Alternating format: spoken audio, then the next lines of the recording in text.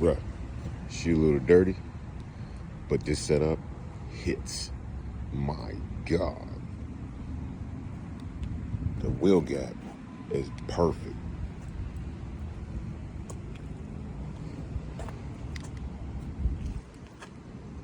I'm loving this shit.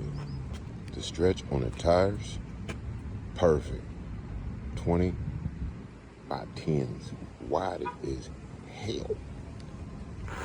Oh yeah, I'm loving it. I ain't even mad at it. Everything went great.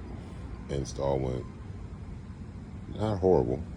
I have done worse on the Eibach, but this, bruh, it hits. Very satisfied. No scraping, no rubbing. At this point, it's gonna drop a little bit more with the settle. Stay tuned.